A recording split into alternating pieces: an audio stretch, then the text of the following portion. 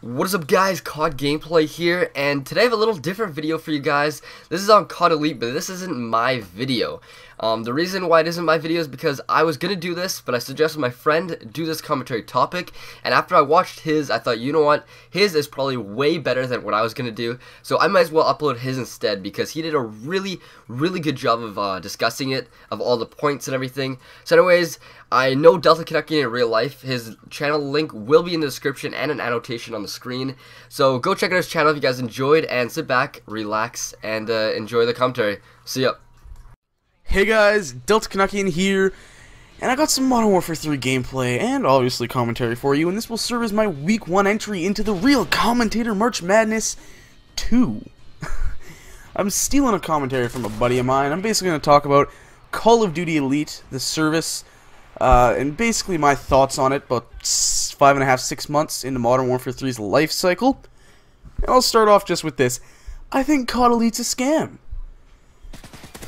There were really kind of two big things in Elite that were selling points, and that was you get the most in-depth, detailed statistics ever in a Call of Duty game. The most detailed stat tracking. Then we get Elite. They basically just took everything from the combat record out of the game and are making you pay $50 for it now. This is something that was free in Black Ops, that was a part of that $70 fee or $60 in the US, or how, you know, if you bought one of the special editions, $80, $150, whatever. It was a part of the game you purchased. Now, no, it's a completely separate service. And then this is the real, I'm sure this was the real driving force behind it all, and the DLC. Obviously, this is all speculation, but come on. I think I'm on the right track here.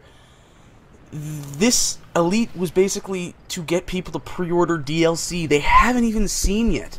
Let me just ask you this. If this was a full game, an actual game, would you ever put a pre-order on it? All, like, not one of these EB games you can put $5 and pay the rest later. Pay for it in its entirety up front without having even seen it, without even knowing what it's called. Right? You're pre-ordering Game X, putting all the money on it right there. You've never seen it, you don't know what it's going to be called, etc., etc. Would you do that? I'm guessing most of you are going to say no. So why would you do it for DLC? It allows Activision and whoever's working on the DLC, I think it's actually Raven Software, it's not even Infinity Ward and those guys, but it allows them to just pump out complete crap and give it to us because, well, we've already purchased it. They've got their stack of money, they don't give a shit. They're just going to give us whatever the hell they come up with, and, you know, their motto or mantra or whatever you want to say will be, well, fucking deal with it. Because that's what they can do, because we keep giving them all this money. And it's pathetic, because they're just basically taking a huge piss on the community that they owe a lot to. If it wasn't for the YouTube community, just the way I see it, if it wasn't for a bunch of us on YouTube, would Call of Duty have become as popular as it has?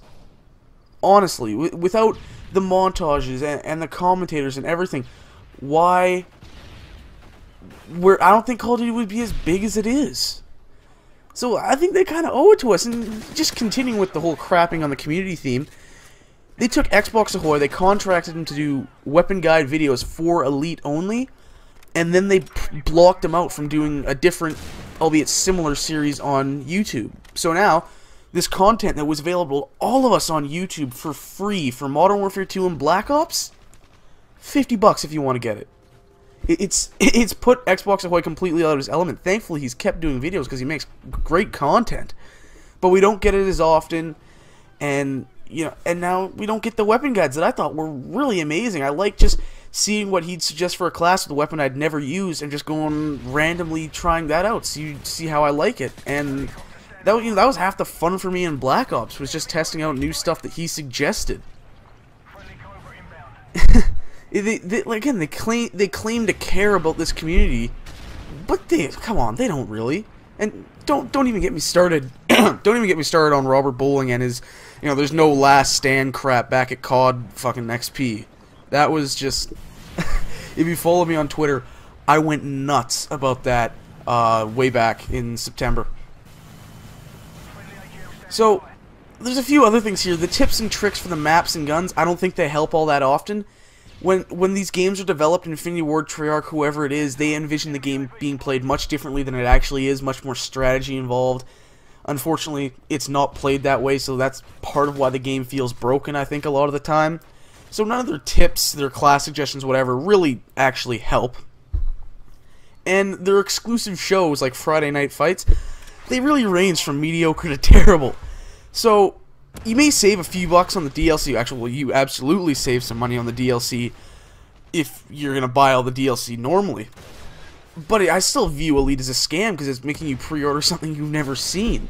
And even if I buy the sequel to Black Ops 2, Iron Wolf, whatever it may be called, I am kind of interested on it. I'm going to keep an eye on it because Treyarch does seem like they want to innovate rather than iterate. But even if I do decide somehow that I'm going to continue playing Call of Duty after this game, I will not be purchasing another year of Call of Duty Elite. And I'm going to recommend to anyone I know that plays Call of Duty to not purchase this crappy fucking scam of a service. That's basically my thoughts on it. That's my entry for the Real Commentator March Madness 2. Do whatever you want below with the commenting, the liking, the favoriting, that good stuff. It's all up to you. I am Delta Canuckian, and I will see you guys next time.